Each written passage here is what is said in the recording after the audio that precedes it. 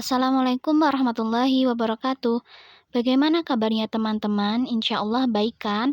Perkenalkan nama saya Hindun Kusnuniah, NIM 23010200022. Baik, di sini saya akan menjelaskan salah satu bab mata kuliah Bahasa Indonesia, yaitu tentang alenia. Baiklah, selamat menyimak. Yang pertama adalah pengertian alenia, yaitu satuan bahasa yang merupakan hasil penggabungan beberapa kalimat secara umum untuk mengungkapkan ide secara luas. Paragraf adalah merupakan kumpulan suatu kesatuan pikiran yang lebih tinggi serta lebih luas daripada kalimat. Atau definisi paragraf yaitu bagian yang berasal dari suatu karangan yang terdiri dari sejumlah kalimat yang isinya mengungkapkan satuan informasi atau kalimat dengan pikiran utama sebagai pengendaliannya dan juga pikiran penjelas sebagai pendukungnya. Yang kedua adalah ciri-ciri alenia adalah sebagai berikut.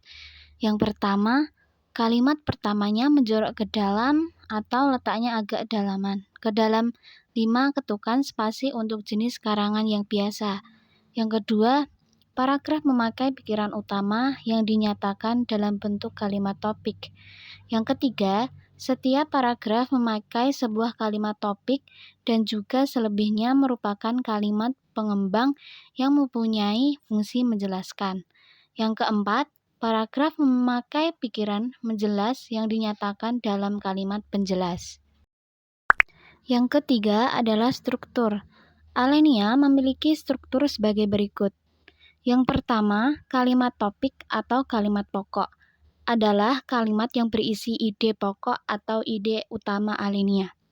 Yang kedua, kalimat topik harus ada di dalam alenia, atau kalau tidak ide alenia berarti tidak ada. Yang ketiga, kalimat penjelas atau pendukung adalah kalimat yang berfungsi menjelaskan atau mendukung ide utama alenia. Selanjutnya adalah persyaratan alenia, yaitu yang pertama, kesatuan. Jika seluruh kalimat dalam alenia hanya membicarakan satu pokok pikiran atau satu masalah. Yang kedua, kepaduan atau koherensi. Jika kalimat yang satu dan kalimat lainnya berjalan mulus dan lancar.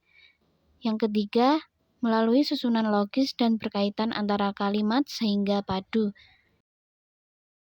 Selanjutnya adalah jenis-jenis alenia. Yang pertama, menurut posisi kalimatnya. A. Alenia deduktif, B. Alenia induktif, C. Alenia deduktif-induktif, D. Alenia penuh kalimat topik. Yang kedua, menurut fungsinya dalam karangan. A. Alenia pembuka, B. Alenia pengembang, C. Alenia penutup. Yang ketiga, menurut sifat isinya. A. Alenia persuasif, B. Alenia argumentatif. 1. Menurut posisi kalimatnya. A. Alenia deduktif, yaitu kalimat pokok ditempatkan di awal alenia atau paragraf yang kalimat utama di awal kemudian diikuti dengan kalimat penjelas. B. Alenia induktif, yaitu kalimat pokok ditempatkan di akhir alinea atau paragraf yang kalimat utama di akhir sebelumnya diawali dengan kalimat penjelas. C. Alenia deduktif-induktif, yaitu kalimat pokok ditempatkan di awal dan di akhir alinea, bentuknya alinea campuran. D. Alenia penuh kalimat topik, yaitu seluruh kalimat yang membangun alinea sama pentingnya. Contoh paragraf deduktif yaitu, tikus adalah musuh petani yang sangat merugikan. Berpuluh-puluh hektar lebih sawah di berbagai daerah mengalami gagal panen disebabkan padinya dimakan tikus. Tanaman lain seperti singkong pun tak luput menjadi korbannya. Bahkan buah petai Cina yang sudah tua juga habis digerogoti binatang ini.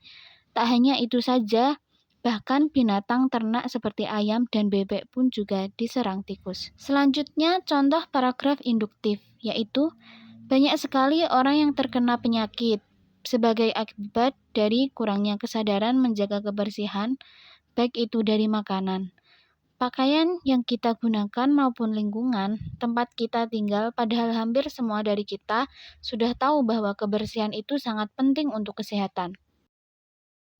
Yang kedua, menurut fungsinya dalam karangan. A. Alenia pembuka, yaitu mengutarakan satu aspek pokok pembicaraan dalam karangan, atau menghantarkan pokok pembicaraan. B. Alenia pengembang, yaitu mengembangkan pokok pembicaraan suatu karangan yang sebelumnya telah dirumuskan di alenia pembuka. Yang terakhir, alenia penutup,